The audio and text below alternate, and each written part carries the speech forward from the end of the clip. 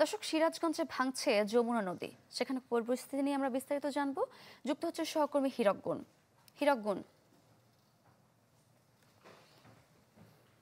বর্ষা মৌসুম আসার আগেই কিন্তু আগ্রাসী রূপে সিরাজগঞ্জের যমুনা নদী বেশ কদিন ধরেই কিন্তু সিরাজগঞ্জের সদর উপজেলার ভাটপিয়ারি গ্রামে কিন্তু নদী ভাঙ্গন রয়েছে। আমরা ঠিক রয়েছি এই ভাটপিয়ারি গ্রামে। যদি আপনাদের দেখায় যে গত কয়েকদিন ধরেই কিন্তু এই ভাটপিয়ারি এলাকায় যমুনা নদীর ভাঙ্গন শুরু হয়েছে।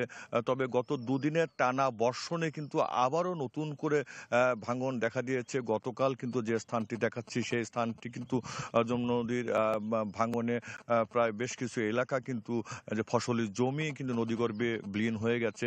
এবছর শুষ্ক মৌসুমের শুরুতেই কিন্তু যমুনা নদীতে পানি বেড়ে যাওয়ায় আকস্মিকভাবে এই যে সদর উপজেলার যেটি ভাটপিয়ারি গ্রাম, সেই গ্রামে কিন্তু নদী ভাঙ্গন শুরু হয় এবং গত কয়েকদিন ধরেই কিন্তু যমুনা নদী ভাঙছে। তবে এক সপ্তাহ যমুনা নদীর পানি বাড়ার পর গত দুদিন ধরে কিন্তু পানি কিছুটা কমলেও ভাঙনের তীব্রতা কিন্তু আসলে কমেনি। আপনারা দেখতে পাচ্ছেন যে এই ভাঙন রোধে আমরা দেখেছি যে সকাল থেকে যেটা পানি উন্নয়ন বোর্ডের পক্ষ থেকে তারা বালিভর্তি জিও ব্যাগ নিক্ষেপ করছে।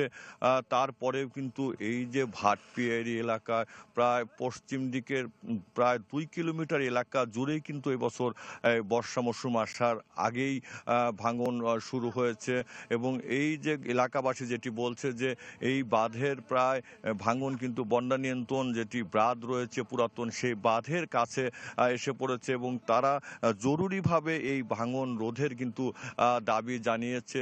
তবে গত কয়েক বছরের তুলনায় এবছর কিন্তু যে শুষ্ক মৌসুমেই যমুনা নদীতে কিন্তু আকস্মিকভাবে পানি বেড়ে গিয়ে কিন্তু এই ভাঙনের সৃষ্টি হয়েছে, যে কারণে কিন্তু এই যে ভাটপিয়ারি এই এলাকার ইতিমধ্যেই বেশ কিছু যে ফসলি জমি ছিল ইতিমধ্যেই কিন্তু সেই ফসলি জমিগুলো নদীগর্ভে চলে গেছে। এখন যে স্থানটিতে ভাঙছে সেটি কিন্তু আসলে যেটি পুরাতন যেটি বাঁধ ছিল সেই বাঁধ এলাকায় কিন্তু এখন আকস্মিকভাবে আবার গত দুদিন ধরে কিন্তু ভাঙন দেখা দিয়েছে।